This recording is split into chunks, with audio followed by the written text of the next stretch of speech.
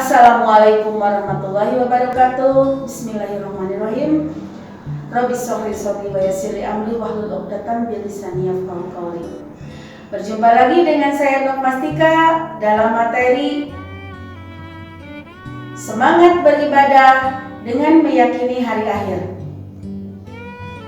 Baiklah, sebelum kita belajar, marilah kita sama-sama berdoa mudah-mudahan pembelajaran hari ini diberikan kelancaran, kemudahan, serta keridhaan Allah Subhanahu wa taala, dan semoga kita senantiasa berada dalam lindungan Allah Subhanahu wa taala dan selalu semangat dan tetap semangat.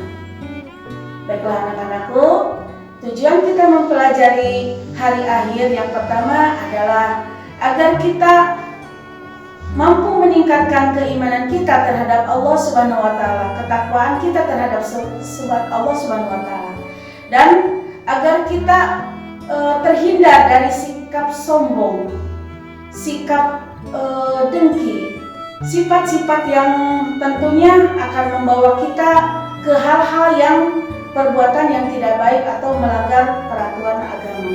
Dan agar kita selalu ingat bahwa adanya kehidupan, tentunya ada kematian. Dan memotivasi diri kita supaya kita tetap terus meningkatkan ibadah kita, meningkatkan amal soleh kita, dan berbuat baik selama kita hidup di dunia ini. Baiklah, kali ini kita akan membahas tentang periode hari akhir. Yang pertama adalah Yaumul Ba'ats, Yaumul Hasyr.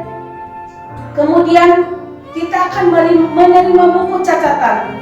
Kemudian kita akan menerima balasan dari Allah dengan diperhitungkan di yaumil hisab atau yaumil mizan.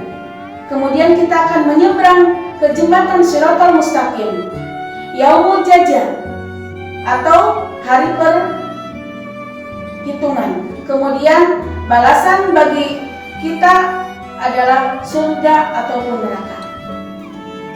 Baiklah, Yaumul Ba'ats. Yaumul Ba'ats adalah hari kebangkitan, di mana ketika malaikat Israfil meniupkan sangkakala yang kedua, manusia pada hari itu dibangkitkan oleh Allah Subhanahu wa taala, dikumpulkan di sebuah alam yang disebut alam mahsyar. Namun kita akan membahas dulu tentang Yaumil Ba'ats seperti yang disampaikan dalam sebuah dalil surat Al-Mujadalah ayat 6 yang bunyinya, A'udzu billahi minasyaitonir rajim. Bismillahirrahmanirrahim. Yauma yub'atsullahu jami'an fayunabbi'uhum bima 'amilu. Ahsallahu wa nasahu wallahu ala kulli syai'in syahid.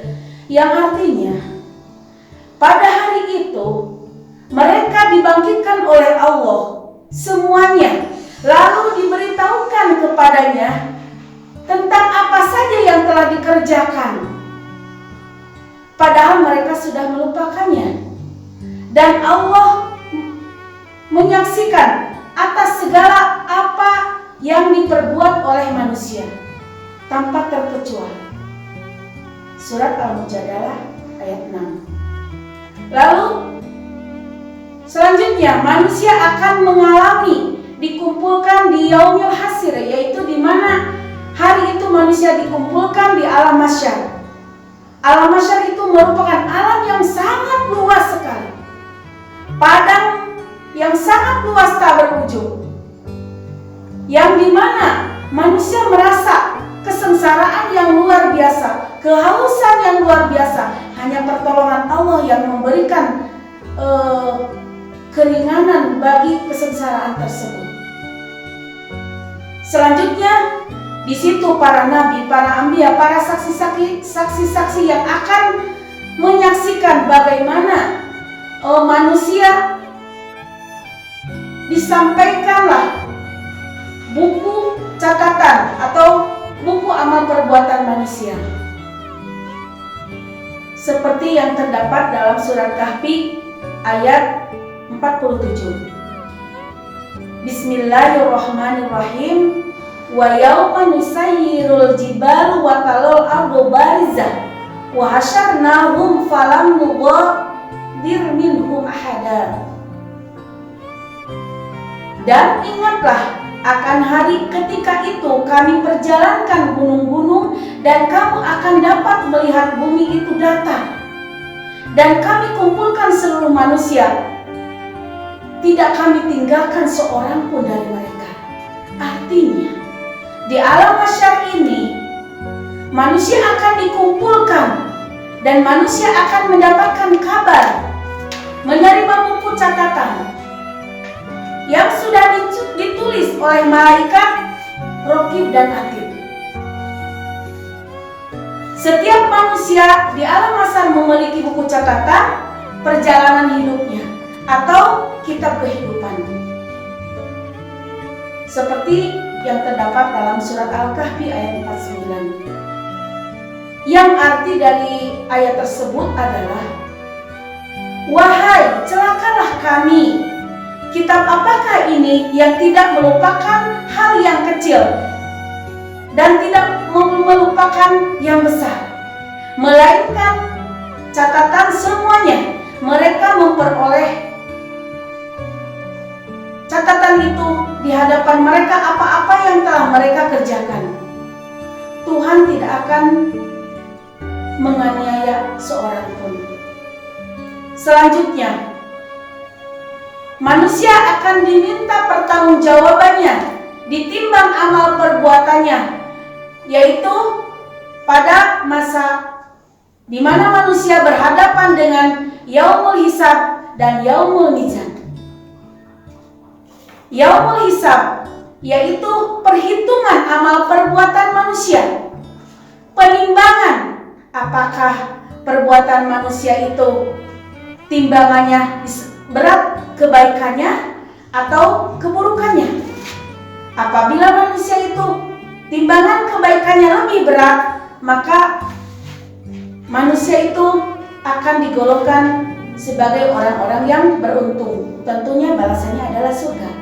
Sebaliknya, manusia itu apabila timbangannya lebih berat keburukannya, maka tentunya Allah akan memberikan balasan yang seadil-adilnya, yaitu neraka jahanam. Naudzubillah summa naudzubillah.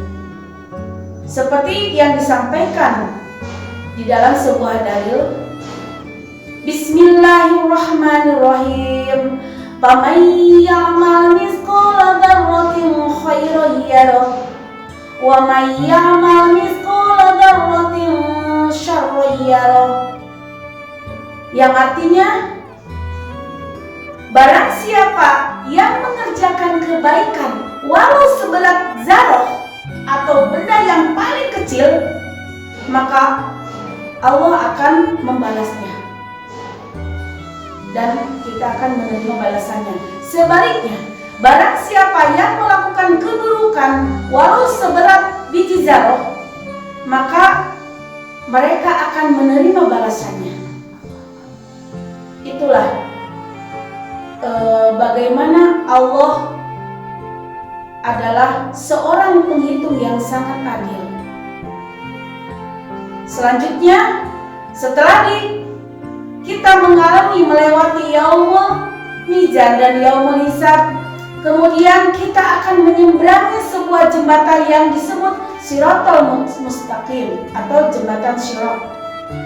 Jembatan ini yang digambarkan di dalam Al-Quran, yang tajamnya seperti pedang dan lebarnya hanya seperti sehelai rambut. Tentunya itu bagi orang-orang yang tidak beruntung atau orang-orang yang melakukan perbuatan maksiat, mengingkar terhadap Allah selama hidupnya di dunia.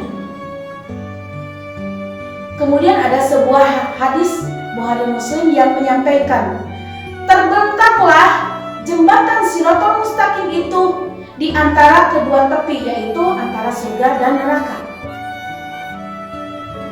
Selanjutnya, Yaumul Jaza. Yaumul Jaza yaitu suatu hari ketika manusia akan menerima balasan dari Allah. Balasan yang diterima sesuai dengan amal perbuatannya selama di dunia. Yang ada sebuah dalil yang menyampaikan bahwa pada hari itu tiap jiwa diberikan balasan dengan apa yang telah diusahakan.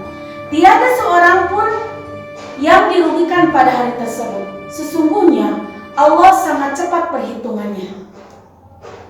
Selanjutnya, balasan apa yang akan diterima oleh manusia? Yang pertama adalah surga. Surga adalah tempat yang sangat diidam-idamkan oleh kita. Semuanya pasti pingin hoyong kemana atau mau masuk kemana, tentunya mau masuk surga. Tapi apa ikhtiar manusia? Tentunya apa saja syarat-syarat untuk masuk surga? Yang pasti takwa, yaitu menjalankan segala perintah Allah dan menjauhi segala larangannya.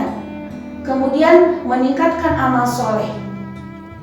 Di dalam perintah Allah itu ada sholat. Sholatnya jangan bolong-bolong.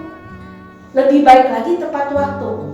Selanjutnya puasa, zakat, haji bagi yang mampu, dan perbuatan ibadah yang lainnya. Begitupun perbuatan amalia seperti sedekah, zakat, ataupun perbuatan kebaikan-kebaikan terhadap sesama manusia.